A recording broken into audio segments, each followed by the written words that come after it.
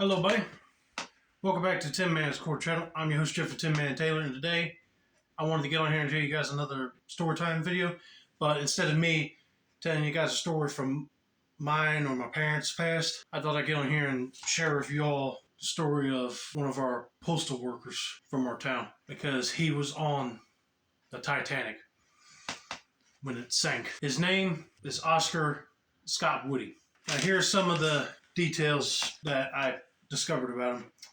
He was born on April 15th, 1871, and he worked for the Postal Service around the early 1890s for railways between Greensboro, North Carolina and Washington, D.C. Then on October the 5th, 1910, he married his wife, Layla. And it says in this book about Percy County's past that he jumped through a lot of hoops just to get the assignment to be on the Titanic as one of the postal clerks. He was one of 5 postal workers on that ship. 3 U.S. workers plus 2 British male workers. He joined the Titanic on April the 10th, 1912, and he was also going to celebrate his 41st birthday. But of course, the Titanic hit the iceberg and sank on April 14th, 1912.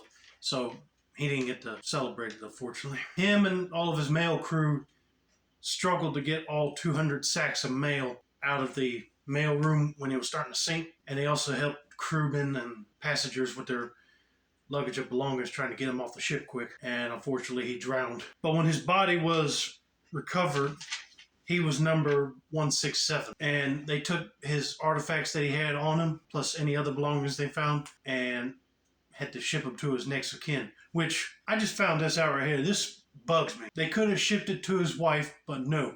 They decided to ship it, all of his stuff, to his parents. I mean, like, are you kidding me? This woman is married to Oscar Woody, and yet they wouldn't give his stuff to her. And they buried Oscar at sea. And his wife sued the White Star Line that ran the Titanic for $50,000 for pain and suffering and $100 for the cost of her late husband's belongings. However, she never received compensation. That just bugs the crap out of me. I would have been doing that myself, but imagine not getting compensated for the disaster. Unbelievable. Just boils me up. But it says each family of mail clerks who died on the Titanic also received $2,000. I could see that no amount of money can help ease the pain of losing a loved one on that ship. But let me show you a picture of Oscar real quick that I looked up. I even found his tag info that they wrote out, the information on what number body he was when they found him. And I'll tell you something else about him as well. Okay, here's a mail slip with Oscar Woody's photograph on it.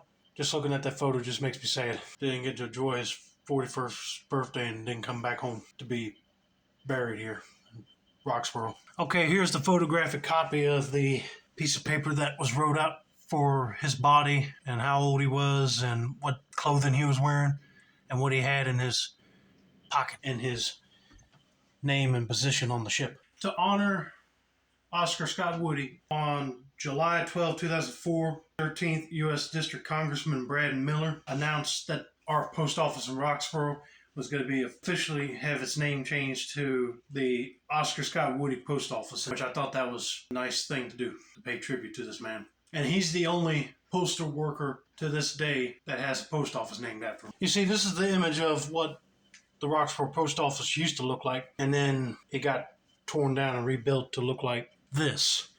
And it still looks like this to this day, but they updated the postal logo on the building. But if you look right here on the bricks, it says United States Post Office, Roxboro, North Carolina.